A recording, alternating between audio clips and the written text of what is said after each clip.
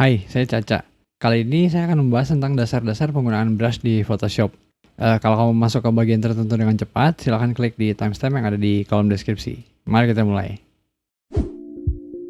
Meskipun Photoshop itu awalnya didesain untuk mengedit gambar digital, tapi makin kesini makin banyak juga orang yang pakai untuk bikin digital painting atau gambar digital. Karena memang toolsnya enak. Meski mungkin kalau untuk digital painting ada dua software yang saya pikir cukup umum juga. Contohnya kayak SAI Paint Tools atau Corel Painter. Nah, ada beberapa hal penting yang perlu saya ingatkan ketika kita lagi pakai brush. Yang pertama adalah dia ini sifatnya raster atau pixel. Jadi nggak kayak di Illustrator ya yang sifatnya vektor. Jadi kalau kita mau menggambar akan lebih aman kalau menggambarnya itu di layer terpisah. Dan kalau mesti banget kerjain gambarnya itu di layer foto, mending duplicate dulu layernya. Yang kedua ini kedengarannya sepele tapi saya pribadi ngerasa ini sangat-sangat penting dan suka nyebelin kalau salah. Yaitu pastikan dulu sebelum ngebrush, pilih layernya di layer panel, layer yang tepat. Jadi jangan udah jauh-jauh terus salah, nanti kalau mau di-undo udah nggak bisa dan kalau mau dihapus juga sayang. Yang ketiga adalah soal area seleksi. Nah, kalau di canvas lagi ada seleksi aktif, yaitu misalnya saya bikin seleksi menggunakan lasso tool seperti ini ya, jadi muncul disebutnya marquee atau si semut gerak-gerak ini artinya lagi ada seleksi aktif. Kalau situasinya seperti ini, maka brushnya itu hanya akan berlaku di dalam area seleksi. Contohnya seperti ini. Jadi kalau bukan ini yang kamu mau, kamu pengennya menggambar di keseluruhan area kanvas, maka sebelum ngebrush, amannya pastikan nggak ada seleksi aktif. Caranya cukup menekan tombol Ctrl dan D di keyboard untuk menghilangkan seleksi. Seperti ini, baru deh. Berikutnya adalah pertanyaan yang cukup sering saya dengar. Sebenarnya perlu nggak sih pakai pen tablet kayak Wacom, Huion, atau merek-merek sejenisnya? Atau istilahnya digitizer ya.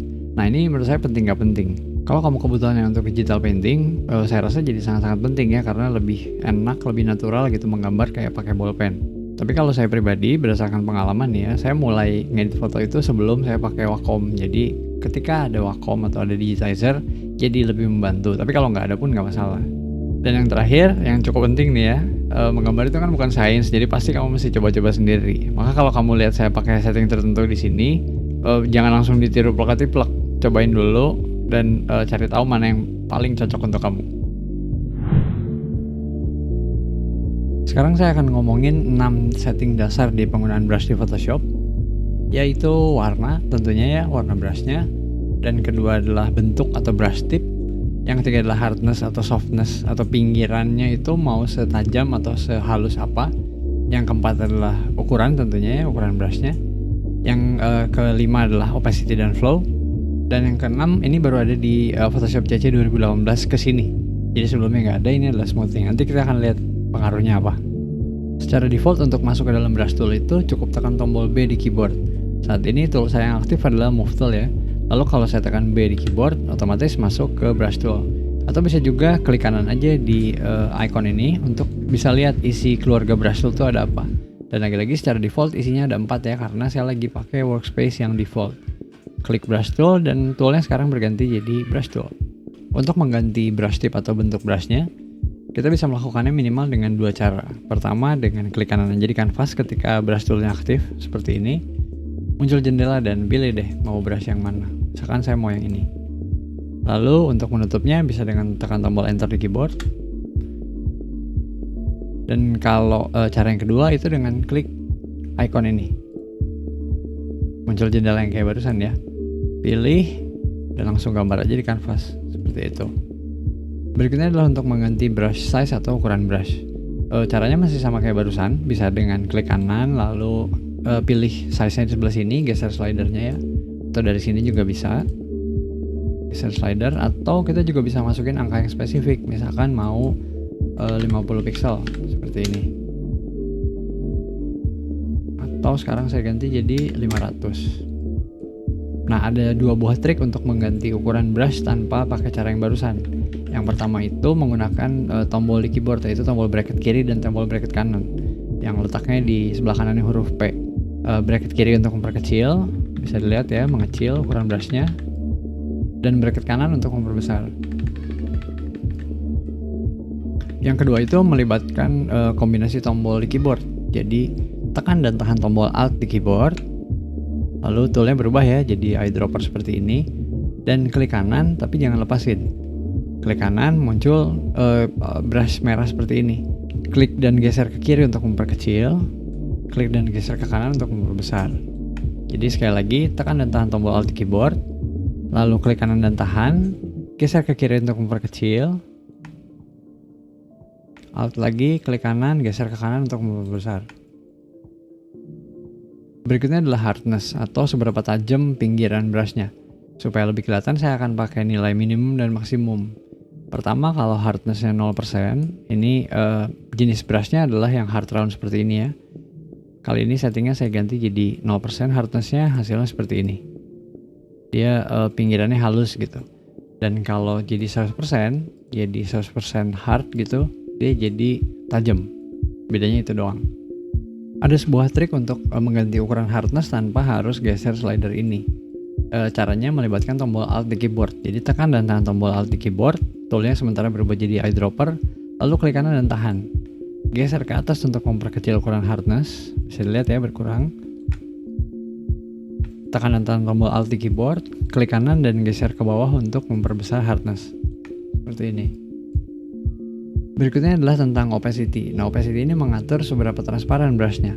Saat ini di saya nilainya lagi 100%, lagi maksimum. Jadi nggak ada transparansinya sama sekali, dia nggak tembus pandang. Seperti ini. Ketika ditimpa, ya yang bagian bawahnya nggak kelihatan sama sekali.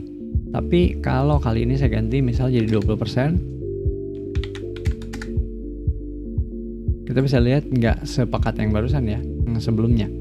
Lalu kalau ditimpa lagi, seperti itu, dia nggak nutup semuanya karena sekarang brushnya punya nilai transparansi. Nah, untuk mengganti opacity secara cepat, ketika brush tool yang aktif itu kita bisa mengetikkan angka tertentu di keyboard. Contoh, kalau saya mau jadi 80%, saat ini 20 ya, saya cukup tekan angka 8 satu kali. Seperti itu. Kalau mau jadi 10%, cukup tekan angka 1. Untuk kembali jadi 100%, tekan 0 satu kali. Kalau mau angka yang spesifik, misalkan mau 54%, tekan 5 dan 4. Seperti itu. Berikutnya adalah pengaturan flow. Nah, ini penjelasannya gampang-gampang susah. Karena sepintas dia mirip banget sama opacity, tapi bedanya gini, kalau flow itu mengatur seberapa banyak tinta yang keluar di sekali tarikan brush. Yang selanjutnya adalah flow. Nah, flow ini gampang-gampang susah ngejelasinnya karena secara sepintas dia mirip sama opacity. Tapi bedanya gini, kalau flow itu ngatur seberapa banyak tinta yang keluar di satu kali tarikan brush. Untuk mencontohkan, semoga kelihatan ya, saya akan pakai nilai flow yang beda tapi dengan opacity yang sama. Sebelah kanan ini adalah flow 100% dan opacity 100%. Hasilnya seperti ini, kayak yang sebelum-sebelumnya ya. Sekarang saya ganti nilai flow-nya jadi 20%. Hasilnya seperti ini. Ada sedikit perbedaan ya di bagian ujung, bagian awal dan akhir brushnya. Dan nggak tahu kalau di monitor kamu kelihatan apa enggak, tapi ini tuh tingkat kepekatannya beda. Lebih pekat ketika flow-nya 100% karena ya tintanya keluar maksimum di satu kali tarikan brush. Sementara kalau di yang flow-nya kurang dari itu, jumlah tinta yang keluar nggak maksimum. Semoga kebayang, dan saya rasa ini harus langsung dipraktekin karena biar kamu bisa langsung lihat sendiri bedanya apa. Nah, untuk mengganti flow ini ada juga shortcutnya, kayak mengganti opacity yang tadi. Bedanya tambahin aja tombol shift. Misal saya mau ganti flow-nya jadi 80%. Cukup tekan tombol shift di keyboard, lalu tekan angka 8. Seperti itu. Kalau mau bikin jadi 100%, tekan tombol shift dan tekan tombol 0 di keyboard. Kembali lagi jadi 100%. Berikutnya adalah smoothing. Nah, smoothing ini fitur yang baru muncul di Photoshop CC 2018 kesini. Jadi sebelum-sebelumnya nggak ada. Ini tuh gunanya untuk memperhalus tarikan brush. Dan tentu lebih kepake kalau kita lagi narik brushnya nggak pakai Wacom atau digitizer tapi pakai mouse. Supaya lebih jelas, saya langsung contohin aja. Ini smoothingnya 0%. Ketika kita bikin bentuk yang agak-agak rumit seperti ini, bisa dilihat di sini ada bagian yang tajam ya, dan kalau saya zoom, ini bagiannya agak-agak kayak nggak rata gitu, nggak mulus. Nah, itulah gunanya smoothing, untuk memperhalus bagian-bagian seperti ini. Tapi perlu diingat, ini nih proses yang istilahnya prosesor intensif. Jadi kalau prosesor kamu nggak kuat-kuat amat, ini mungkin agak sedikit bikin lag, sedikit memberatkan gitu. Saya ganti nilainya 25%, lalu saya bikin bentuk yang rumit seperti tadi. jadi kelihatan sedikit lebih halus ya. Nah kalau 100% maksimum gitu, itu berarti Photoshop akan memperhalus setiap tarikan garis yang waktu kita input, entah itu pakai mouse atau pakai digitizer, itu nggak rata atau agak-agak shaky. Hasilnya brushnya itu akan ketinggalan seperti ini. Brushnya udah sampai mana gitu ya kursornya, tapi gambarnya masih di belakang. Tapi jadinya tarikan garisnya semuanya halus. Itulah gunanya smoothing. Ini mungkin kepake kalau kamu merasa tangannya agak-agak tremor gitu ya, sedikit bisa mengurangi gerenjel-gerenjel itu. Cuma ya lagi-lagi ini prosesor intensif. Yang berikutnya adalah kalau mau ganti warna. Nah caranya sangat gampang. Pertama pastikan low brush tool aktif ya, lalu klik di color picker di sebelah sini. Sebagaimana kita tahu bagian atas itu warna foreground dan yang bawahnya adalah warna background. Pilih warna foreground, lalu akan muncul jendela Adobe Color Picker seperti ini ya, dan pilih deh warnanya seperti itu. Atau bisa juga langsung milih dari panel color. Kalau di kamu belum ada, cukup munculkan dengan klik menu bar window dan pilih color, atau shortcut secara defaultnya adalah F6. Dia akan muncul panel seperti ini. Pilih warnanya dan otomatis keganti deh. Kayak gitu. Nah kalau kamu mempraktekkan digital painting, ada baiknya berarti panel color ini dikeluarin aja ya, jangan ketutup gitu, biar bisa langsung ganti warna dengan cepat seperti ini.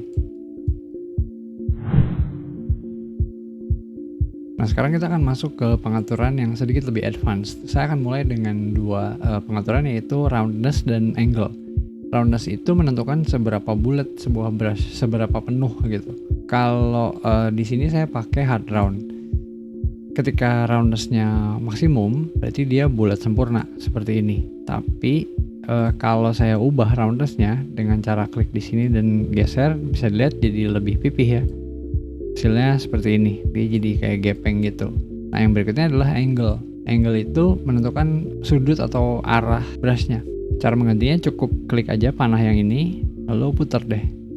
Atau bisa juga dengan menentukan angle yang spesifik di option bar sebelah sini. Akan saya ganti jadi 45 derajat. Seperti ini. Jadi kayak mau bikin brush tip untuk kaligrafi ya. Nah roundness dan angle ini bisa diterapkan untuk semua jenis brush. Contohnya saya ganti jadi yang ini, scattered maple leaves. Kalau nggak pakai pengaturan tambahan, yaitu roundness-nya full dan angle-nya 0 derajat, hasilnya seperti ini. Tapi kalau diganti, hasilnya sedikit lebih beda, jadi lebih gepeng gitu. Selanjutnya adalah fitur airbrush. Nah airbrush ini sebagaimana kayak kalau kita lagi pakai pilox, jadi semakin lama ditekan, tinta yang keluar itu semakin banyak. Makanya secara default pengaturan airbrush itu adanya di flow. Karena kalau ingat yang tadi ya, flow itu nentuin seberapa banyak tinta keluar di satu kali goresan brush. Saat ini flow-nya 20%. Sekali tarikan brush berarti tinta yang keluar itu sebanyak 20%. Kalau saya matikan airbrush-nya, saya klik dan tahan di kanvas, nggak terjadi apa-apa. Tapi kalau saya nyalain, ingat ini akan memunculkan efek build up. Jadi semakin lama ditekan, tinta yang keluar itu semakin banyak. Sebanyak 20% dikali 20% ditambah lagi 20% kayak gitu. Jadi sekarang saya klik dan tahan, bisa dilihat jadi makin gelap ya. Sekali lagi saya klik dan tahan, jadi makin gelap. Ini adalah fungsinya airbrush. Berikutnya adalah opsi ini nih yang ada di sampingnya, slider opacity. Ini nih untuk ngatur opacity tapi berdasarkan pressure atau tekanan yang kita buat di Wacom. Jadi kalau kamu pakai mouse, opsi ini nggak berguna ya. Nah kebetulan saya pakai Wacom, jadi saya akan contohin dulu kalau opsi ini nggak aktif. Supaya lebih kelihatan, opacity-nya saya naikin jadi 50%. Ini kalau opsinya nggak aktif ya, seberapapun saya tekan, opacity-nya akan tetap 50%. Nah sekarang kalau opsi ini diaktifin, kalau saya tekannya sedikit, itu dia opacity-nya lebih rendah. Tapi kalau saya semakin tekan, dia nilai maksimumnya adalah nilai yang diatur di sini. Jadi kalau ini saya ganti jadi 100%, saya tekan tipis, dia tipis. Tapi semakin saya tekan, dia semakin tinggi, semakin pekat. Kayak gitu. Berikutnya adalah fitur yang baru muncul di Photoshop CC 2019 ke sini. Itu adalah fitur simetri, yaitu untuk menggambar sesuatu secara simetris. Atau kalau kita gambar di satu sisi, itu akan digambar di sisi yang lain, gampangnya kayak gitu. Contohnya saya pilih yang horizontal. Ketika saya pilih yang ini, akan muncul garis horizontal. Ini bisa diputar-putar sih, seperti ini ya. Dan kalau kita udah oke, klik aja icon commit ini di options bar atau bisa dengan tekan enter di keyboard. Lalu menggambar deh. Maka bisa dilihat saya tarik garis di sebelah sini, muncul simetrisnya, muncul gambar yang sama di sisi yang berlawanan. Bisa juga misal saya ganti jadi diagonal kayak gini, tekan enter di keyboard seperti itu. Jadi bagus untuk bikin pola. Nah, untuk mematikan simetri cukup klik icon ini dan pilih simetri off. Maka kalau sekarang menggambar lagi udah jadi normal lagi. Selanjutnya adalah soal brush panel. Nah, brush panel ini sebagaimana namanya, dia untuk melakukan pengaturan tambahan lanjutan yang mana pasti detail ya tentang brush. Untuk memunculkannya secara default itu shortcutnya adalah tombol F5 di keyboard. Jadi bisa tekan F5 di keyboard untuk memunculkan brush panel dan panel brush setting dan brush preset seperti ini. Atau bisa juga dengan klik di menu bar window dan pilih brush settings. Muncul panel yang seperti barusan. Atau bisa juga klik aja icon ini di options bar ketika brush toolnya lagi aktif. Nah, sebetulnya pengaturan di panel brush ini tuh bisa sangat-sangat detail dan banyak. Cuma kalau saya jelasin satu-satu elemennya gitu ya, bisa jadi videonya 3 jam ya. Jadi kalau ada satu fitur yang kamu pengen tahu dan nggak nemu penjelasan di tempat lain, silahkan ketikkan di kolom komentar, nanti saya akan coba jawab. Terakhir saya mau menunjukkan caranya untuk gimana bikin brush sendiri. Nah, kenapa sih kita mesti bikin brush sendiri? Menurut saya akan sangat-sangat kepake kalau kita pakai satu setting brush itu sering. Misal settingnya opacity 36, flow 56, dan smoothing 63. Lalu roundness-nya misalnya segini ya, dan angle-nya seperti ini. Misal saya sering banget nih pakai jenis brush kayak gini, setting yang seperti ini ya. Lalu kalau saya ganti ke brush yang lain dan ganti setting yang tadi, untuk balik itu kan mesti masukin lagi ya, ngulang dari awal gitu. Itulah kenapa mending disimpan aja kalau sering dipakai. Caranya itu gampang. Misalnya saya ubah-ubah sedikit, lalu klik kanan aja dengan brush tool aktif dan pilih ini nih, icon tanda tambah. Muncul jendela new brush. Tentuin namanya, misalnya brushnya Caca. Pastikan semua checklisted dan klik OK. Dia akan masuk ke folder brush yang lagi aktif. Tadi kan saya lagi aktifnya ini ya, ada di dalam folder general brush. Maka dia akan masuk ke folder general brush ini. Maka kalau saya mau balik ke setting yang tadi, ya cukup pilih aja, semuanya disimpan gitu. Ada sebuah tip untuk mengganti kursor brush menjadi yang namanya precision cursor. Caranya dengan cukup menekan tombol caps lock di keyboard. Saat ini kan kursornya bulat kayak gini ya, dia menentukan brush tipnya itu bentuknya kayak gini gitu. Tapi kadang-kadang kita lebih butuh yang namanya precision cursor. Jadi cukup tekan tombol caps lock di keyboard, hasilnya dia jadi tanda tambah seperti ini. Ini mungkin kepake kalau kita mau ngebrush yang kecil gitu dan agak ganggu kalau tampilannya seperti ini. Cukup tekan caps lock dan dia masuk jadi precision cursor.